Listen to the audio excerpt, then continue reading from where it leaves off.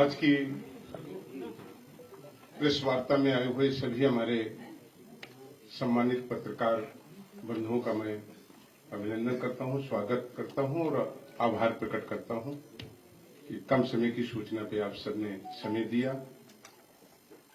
आज आपके सम्मुख एक बड़ी दुख की घड़ी में और एक ऐसी घटना जिसने संपूर्ण उत्तर प्रदेश ही नहीं बल्कि देश की मानवता को शर्मसार करने का काम किया है, उस घटना में आपसे पार्टी की ओर से हम बात करने के लिए आए हैं। परसों जो कानपुर देहात की घटना घटी, जो दृश्य मीडिया के माध्यम से, सोशल मीडिया, उनकी जो विजुअल आई हैं, उसने हमको और आपको और संपूर्ण मानव जगत को उसने कहीं न कहीं हिला दिया है। जहां मानवता शर्मसार हुई है, वहीं कैसे हम मान सकते हैं कि एक दुनिया के सबसे बड़े लोकतांत्रिक देश, जहां का सबसे बड़ा मजबूत संविधान है, कानून है, राजस्व एक्ट बना हुआ है, राजस्व संहिता है, उसके बावजूद मनमाने ढंग से कुछ अधिकारी और कर्मचारी जाते हैं। एक गरीब दीक्षित परिवार, जिसके ऊपर केवल ये आरोप है कि जो उन्होंने अपना कच्चा मकान बना रखा था, उसमें कुछ जमीन ग्राम समाज की आती है। और जब वो वहां पहुंचे तो परिवार ने रोते बिलखते हुए हाथ जोड़ करके उनसे निवेदन किया कि हमें मौका दिया जाए। और यही नहीं, वो परिवार इसके पहले उसी जनपद के जिलाधिकारी के यहां अपने प्रार्थना पत्र को लेकर 3 बार गया था, और जब उसकी सुनवाई नहीं हुई थी तो मृतका के बेटे ने वहां धरना भी दिया था अकेले, और ये कह करके वहां के जिलाधिकारी ने भगा दिया कि तुम्हारी हिस्ट्री शीट खुलवा देंगे, तुम्हारा जीवन बर्बाद कर देंगे। ये मैं नहीं कह रहा हूं, ये बेटे के बयान घटना के तुरंत बाद सारे टीवी चैनल्स में आए, और उसी ने आरोप भी लगाया कि लगातार उन्हीं से नहीं, कई उच्च अधिकारियों से हम लगातार न्याय की गुहार करते रहे, लेकिन कुछ लोगों के इशारे पर रोज हमारे मकान को गिराए जाने की धमकी दी जाती रही। ये ठीक बात है कि हो सकता है कि उसका मकान कुछ ग्राम समाज की जमीन में बना हो, मैं नहीं जानता, लेकिन ये अधिकार कैसे मिल गया कि प्रशासन वहां पहुंचा, ये देखते हुए भी कि पूरा परिवार घर के अंदर है, हाथ पैर जोड़ करके गुहार लगा रहा है। उन्हीं के बेटे का ये बयान आया है कि आग वहां पर पहुंचे हुए अधिकारियों और कर्मचारियों ने लगाई। विजुअल में आ रहा कि हल्की आग छपरा में दिखाई दे रही है। उसके बाद भी ये जानते हुए कैसे इतना संवेदनहीनता का काम हो सकता है कि बुलडोजर को उसके ऊपर चला दिया गया, और बुलडोजर के चलते ही धधक धधक के आग जलने लगी। तमाशा बने मानवता की ये दुश्मन वो प्रशासनिक अधिकारी देखते रहे कि बेटी, जिसके पिता ने मजदूरी करके, गरीब परिवार था, बकरियों का पालन करके जीवन यापन करता था, मजदूरी करके उसे LLB कराने का काम किया था। उस बेटी की तमन्ना थी कि हम न्याय के लिए लड़ाई लड़ेंगे, लेकिन बेटी और मां दोनों धधक धधक करके जल गए, और तमाशबीन होकर के वहां खड़ा प्रशासन देखता रहा। समाचार पत्रों के माध्यम से मालूम हुआ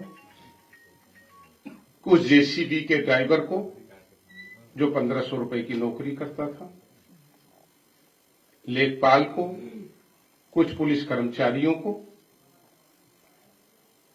और वहां के उप जिलाधिकारी को उसमें नियुक्त किया गया। क्या ये कोई स्वीकार कर सकता है कि इतनी बड़ी घटना, जिसमें 2 व्यक्ति धू धू करके जल गए हों, जिले में बैठे हुए जिला अधिकारी की जिम्मेदारी और दायित्व में नहीं आता?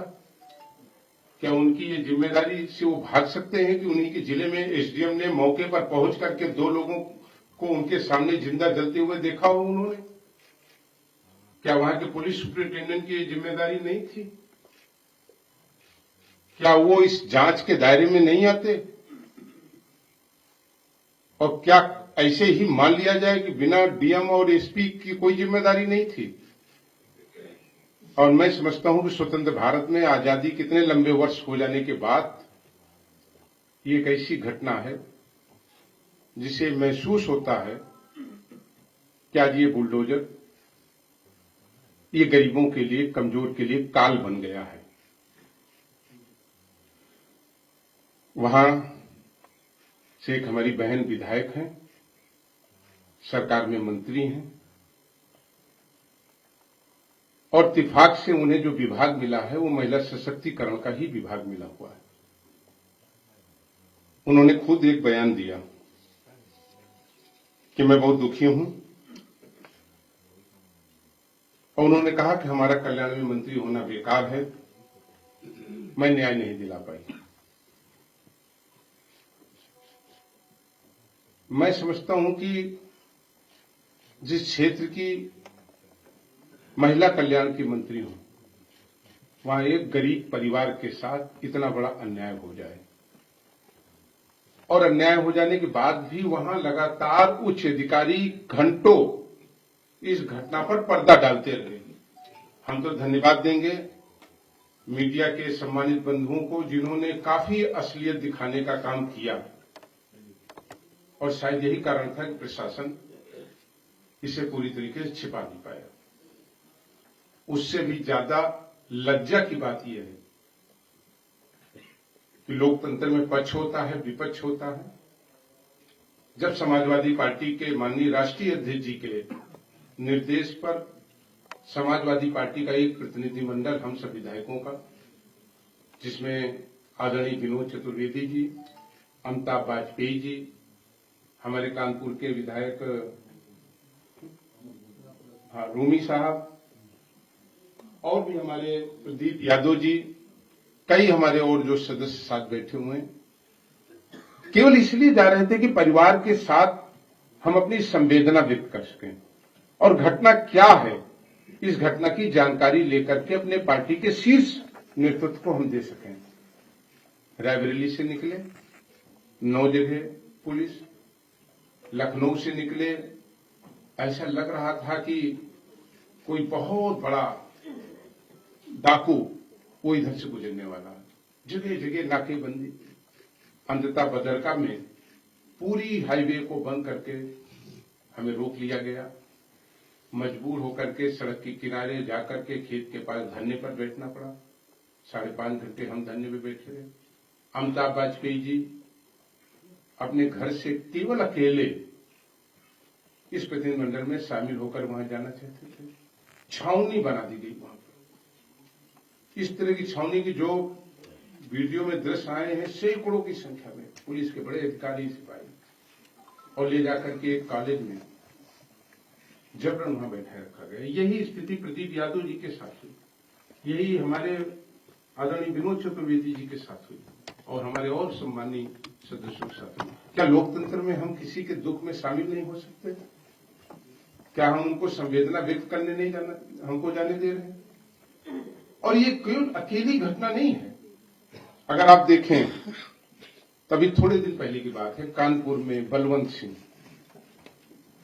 पुलिस हिरासत में उनकी मृत्यु हुई।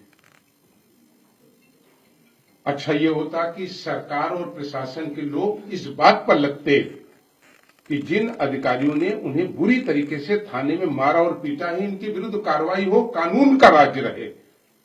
दुख के साथ कहना चाहते हैं कि वहीं पूरा प्रशासन इस बात पर लगा रहा कानपुर पे कि बात मीडिया में न जाने पाए, मीडिया में दब कैसे जाए। उनकी बहन बिलखती रही, लेकिन न्याय नहीं मिला। हम आभार प्रकट करेंगे पार्टी के अपने राष्ट्रीय अध्यक्ष जी को कि इस घटना में गए वो। यही नहीं, एक तीसरी घटना है।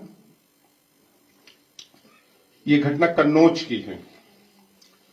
कन्नौज की इस घटना में एक शाक्य परिवार अरुण शाक्य की हत्या हो गई। हत्या के कारणों में हम जाएं, मोटिव में जाएं, तो हम देखें एक दूसरे पक्ष के ऊपर पुलिस ने लगातार गलत मुकदमे लिखाना, उसे प्रताड़ित करना, और ये स्थिति पैदा कर दी, दोनों पक्ष में इतना तनाव पैदा कर दिया कि अंततः कन्नौज में हत्या हो गई। बाराबंकी की घटना हम कैसे भूल सकते हैं कि बाराबंकी में एक 70 वर्षीय तीरथ पाल, उनके यहां बुलडोजर पहुंच गया, अतिक्रमण के नाम पे उनका नुकसान किया गया। उसी समय उनको हार्ट अटैक आया और 2 घंटे बाद उनकी मृत्यु हो गई। गाजियाबाद में एक ऑटो चालक, कोई गलती नहीं थी, केवल ये बताते हुए कि आपने गाड़ी इस साइड पे नहीं लगाई है, उसको इतना थाने में मारा गया कि उसकी भी पुलिस हिरासत में मृत्यु हो गई। अगर हम देखें तो ललितपुर की घटना मानवता को साथ-साथ करती है। एक दलित युवक को दबंगों ने मारा ही नहीं बल्कि उसे पेशाब पिलाया। अभी जनपद रायबरेली की अमेठी संसदीय क्षेत्र के डी में एक रोहित पासी नाम के व्यक्ति को गलती केवल इतनी थी वो कि उसने जो मजदूरी की थी, वो प्लम्बर था, वो पैसा मांगने जाता है तो दबंग उसे स्वयं मारते हैं और फिर थाने में ले जाकर के मारते हैं और थाने में थूक करके उसे चटवाने का काम करते हैं। ये जो घटनाएं आज उत्तर प्रदेश में हुई हैं, मैं मानता हूं कि जिस पुलिस को जिम्मेदारी दी गई थी कि वो लोगों के सम्मान की रक्षा करे, उन्हें न्याय दिलाए, आज वो लोगों का किस तरह उत्पीड़न कर रही है। और जब बात कानून की जाएगी तो उसी राजस्व एक्ट में ये व्यवस्था है कि अगर किसी व्यक्ति ने ग्राम समाज की जमीन पर कोई अगर उसने अपना मकान बना लिया है, तो एक्ट के 24, 25, 27 में उसके ऊपर मुकदमा चलाया जाएगा, उसको सुनवाई का अवसर दिया जाएगा, वो अपनी बात कहेगा, उसका वकील खड़ा होगा, एपीआर होगा और सुनवाई के बाद कोई फैसला करेगी। अगर उसके बाद भी उसको कोई गिरवांश होगी तो उसकी अपर कोर्ट में वो जाएगा, वो सिविल कोर्ट जा सकता है, वो रेवेन्यू के राजस्व बोर्ड में जा सकता है, वो माननीय उच्च न्यायालय में जा सकता है। कोई बेदखली का ऑर्डर कानपुर के भी मामले में नहीं था। अब ठीक बात है कि पत्रावली लोगों के पास ही कुछ उसमें बना दें, और इसलिए हम कहना चाहते हैं कि इस कार्रवाई में केवल लेखपाल या उसके कुछ ऊपर के अधिकारी वो दोषी नहीं हो सकते। 1500 रुपए पाने वाला उस जेसीबी बुलडोजर का ड्राइवर वह मेन कर्ता नहीं हो सकता। इसका संचालन कहां से हो रहा है, ये बुलडोजर कहां से चल रहा है। काश ये बुलडोजर चलता बढ़ती हुई महंगाई पर, काश ये बुलडोजर चलता बेरोजगारों को रोजगार देने के लिए, काश ये बुलडोजर चलता आज जो उत्तर प्रदेश के किसानों की पूरी फसल चौपट हो जा रही है। लेकिन जिस तरीके से आज मानवता को शर्मसार करने की घटनाएं हो रही हैं, पुलिस हिरासत में बड़ी संख्या में लोग मारे जा रहे हैं जिनसे न्याय की उम्मीद थी, तो मैं समझता हूं कि इससे बड़ा अन्याय, अत्याचार और कुछ नहीं हो सकता। सरकार कहती है हम कानपुर के पीड़ित परिवार की मदद करेंगे। हम तो कानपुर के लिए नहीं, उस वृद्ध के लिए भी मांग कर रहे हैं जिसके यहां बुलडोजर चला और 2 घंटे बाद उसकी मृत्यु हो गई। सरकार से जरूर चाहेंगे कि सरकार जब वहां संवेदना व्यक्त करने जाए तो 5-5 करोड़ की चेक और 2 सरकारी नौकरी के कागज जरूर लेकर के जाए। केवल मोबाइल पर बात कर लेने से, समाचार पत्रों में केवल संवेदना प्रकट कर देने से कोई काम नहीं बनने वाला है। हालांकि जो ये पाप हुआ है, ये पाप किसी पैसे से और नौकरी देने से भी उनकी जान वापस नहीं आ सकती। लेकिन मैं फिर भी कहूंगा कि जो लोग संवेदना व्यक्त कर रहे हैं तो सरकार वहां जाए तो निश्चित रूप से जो उनकी मांग है उसकी चेक और 2 सरकारी नौकरियों के कागज लेकर के जरूर जाए। अभी हमारे विधायक इरफान सोलंकी जी की घटना आप सब लोगों को मालूम है। हमारे साथी विधायक अमिताभ वाजपेयी जी इरफान सोलंकी जी की घटना के बारे में भी अपनी बात रखेंगे।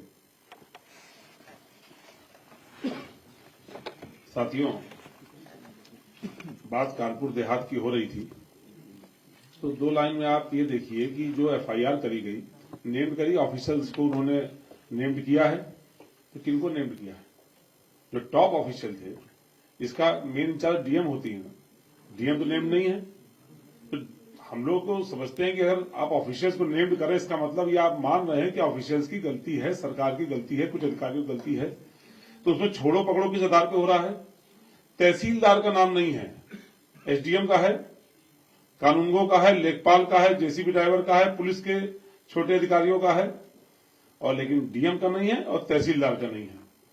और तहसीलदार का क्यों नहीं है, इसका अगर आप नाम पढ़ लेंगे तो आप जान जाएंगे तहसीलदार का नाम क्यों नहीं है। हम लोग पहले आरोप लगाते रहे, ये सरकार जातियां और धर्म देख करके निर्णय करती है। तो देहात की घटना में हम लोग कहेंगे कि एफआईआर में डीएम और तहसीलदार का नाम होना चाहिए और डीएम की गिरफ्तारी होनी चाहिए, क्योंकि हम लोगों ने वो डांस हम लोग नहीं भूल सकते। जो उसको ये निर्णय करने थे वो इतनी व्यस्त थी कि वो डांस कर रहे थे, लेकिन ये निर्णय करने का समय उनके पास नहीं था। अब मैं तुलना करना चाहूंगा कि देहात की घटना की और कानपुर नगर में जो इरफान सोलंकी पर आरोप लगे उस घटना की। दोनों घटनाओं में आगजनी का आरोप है। इसमें आरोप था इरफान सोलंकी वाले में कि उन्होंने प्लॉट में रहने वाली एक बेवा महिला के घर में आग लगा दी। किसी ने नहीं देखा कि प्लॉट किसका था, वो घर किसका था। ये मान लिया गया कि महिला ने आरोप लगाया है तो आरोप सही है, और फिर चाहे सामने आरोपित विधायक ही क्यों ना हो, हम जांच के बगैर उसकी गिरफ्तारी करेंगे। ताबड़तोड़ गिरफ्तारी रात में ही शुरू कर दी गई। विधायक को इतना डराया गया कि ऐसा लगा कि कहीं ना कहीं ये विधायक की हत्या तक कर सकते हैं, ऐसा भय का माहौल पैदा किया गया। सारे समर्थकों पे, रिश्तेदारों पे, जुड़े हुए लोगों पर कार्रवाइयां कर दी गई और सबसे बड़ा डॉन बना दिया गया। घटना क्या थी? एक कच्ची झोपड़ी में आग लगाने की। और यहां घटना क्या है? एक कच्ची झोपड़ी में आग लगने से हुई 2 लोगों की मौत की। जब दोनों घटना एक जैसी है, यहां तो मौत है, वहां तो कुछ कमी था। अगर जमीन इरफान सोलंकी के भाई की थी तो इरफान सोलंकी दोषी थे। ये जमीन अगर सरकार की तो सरकार दोषी नहीं है क्या? तो हम चाहेंगे कि दोनों घटनाओं की तुलना भी करके देखा जाए कि कार्रवाई में भी फिर अंतर नहीं होना चाहिए। जैसी कार्रवाई हुई थी इरफान सोलंकी पर, वैसी कार्रवाई सरकार के बड़े अधिकारियों पर होनी चाहिए, जो इस घटना के सारे दोषी माने जाते हैं। ये हम जरूर इसलिए, क्योंकि उस घटना में बहुत आरोपित किया गया। हम लोग आज भी कहते हैं कि घटना झूठी है, सारे मुकदमे झूठे हैं, लेकिन अब तुलना करके देख लीजिए, यदि आपकी नीयत सही है तो कार्रवाई भी एक जैसी होनी ही चाहिए थी। जो इरफान सोलंकी पर हुई वही कानपुर देहात के डीएम पर पहले होनी चाहिए, फिर छोटे कर्मचारी। आप खाना पूर्ति तो कर रहे हैं, लेकिन आप असल कार्रवाई नहीं कर रहे हैं। अभी मनोज भाई ने कानपुर देहात की बलवंत हत्याकांड में जिक्र किया। हम सब भी गए थे, राष्ट्रीय अध्यक्ष जी गए थे, राष्ट्रीय अध्यक्ष की मदद की घोषणा करी थी, हम लोगों ने उनको चेक भी पहुंचा दी, मदद कर दी।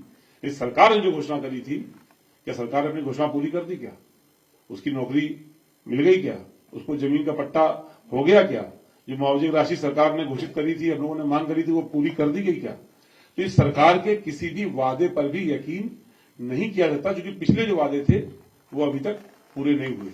कानपुर में एक व्यापारी की हत्या गोरखपुर में हुई थी, पुलिस ने पीट पीट की हत्या करी थी मनीष गुप्ता की।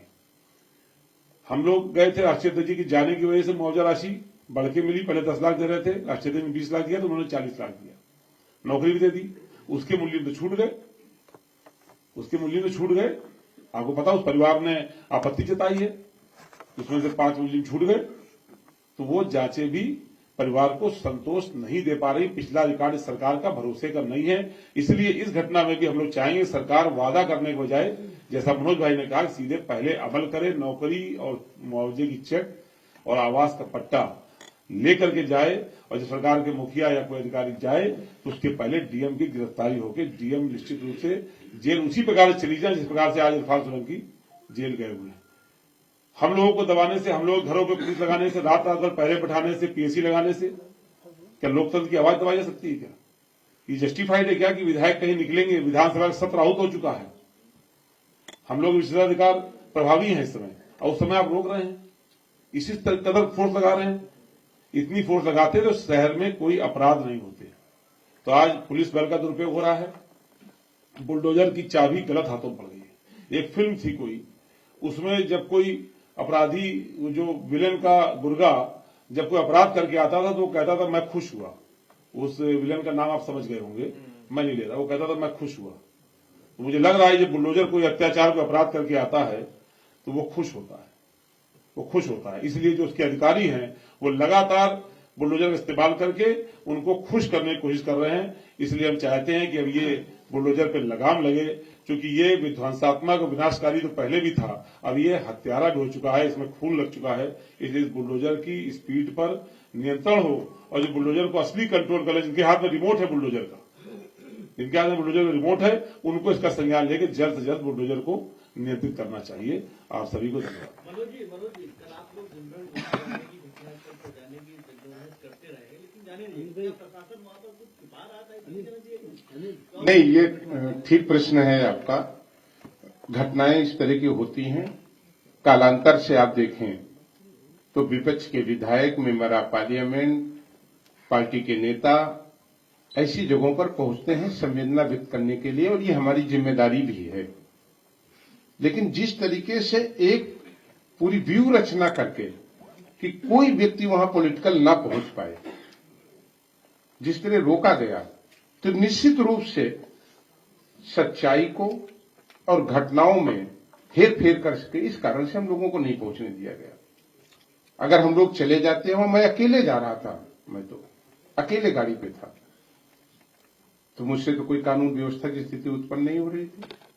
घटना में अगर हम उन घटना के पीड़ित परिवार से मिल लेते तो इससे भी कोई दिक्कत नहीं थी।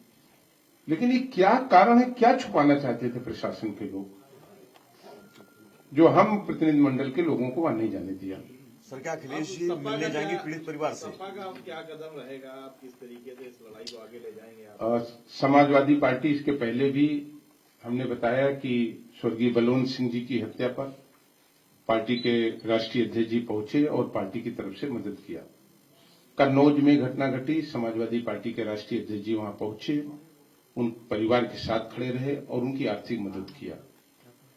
और जो कानपुर में भी घटना घटी है, समाजवादी पार्टी पूरी गंभीरता से, पूरी संवेदनशीलता से उस पीड़ित परिवार के साथ खड़ी है और उन्हें न्याय दिलाने के लिए भरसक प्रयास करेगी, लड़ाई लड़ेगी। अभी हम लोगों ने ये बात यहीं तक नहीं खत्म होगी, आने वाले दिनों में विधानसभा है, हम जरूर न्याय की गुहार करेंगे। सवाल ये नहीं है कि एक बेटी नेहा दीक्षित, एक बहन उर्मिला दीक्षित धू धू करके जल गई, बल्कि इस तरह की और जो घटनाएं हुई हैं, उन घटनाओं पे कैसे विराम लगे, ये लड़ाई समाजवादी पार्टी लड़ेगी। पांडे जी, आप कल वहां पर गए संवेदना व्यक्त करने, आपको रोक दिया गया, तमाम लोग नाराज थे और खास करके जो ब्राह्मण वर्ग के लोग हैं वो सब नाराज थे। तो कहीं ना कहीं आपकी कोशिश थी कि जो लोग हैं नाराज हैं उनको दूर किया जाए, नाराजगी को दूर किया गया। लेकिन जिस तरीके से डिप्टी सीएम ब्रजेश पाठक ने वीडियो कॉल पर बात करी, उनके साथ संवेदना व्यक्त करी और उनकी तमाम मांगों को मान लिया गया, तो ऐसे में तो उन्होंने आपकी उस कोशिश पर डेंट लगा दिया। कोई डेंट नहीं है, और हमारी लड़ाई इस बात की नहीं है कि हमको अपनी नेतागिरी चमकानी है। हमारी लड़ाई इस बात की है कि जो मानवता को शर्मसार करने की घटना घटी है, और समाजवादी पार्टी सदैव केवल पॉलिटिकल रूप से नहीं देखती, बल्कि संवेदना और मानवता को आगे रख करके करती है। हमारी पार्टी, हमने कहा कि अगर आपने बताया कुछ कि उनकी कुछ चीजें मांग ली गई हैं, तो मैं भी ये मांग कर रहा हूं, हमारी डेलीगेशन, हमारी पार्टी ये मांग करती है कि जब कोई उनको संवेदना व्यक्त करने रूबरू उनके पास जाए, तो 5 करोड़ रुपए की चेक, 2 सरकारी नौकरी के कागज, बचे हुए उसमें जो अभियुक्त हैं, जो नेम्ड नहीं हैं, लेकिन अपरोक्ष रूप से वो उससे कृत्य से भाग नहीं सकते, उनके गिरफ्तारी का वारंट, ये सब लेकर के जाएं। हमारी भी यही मांग है।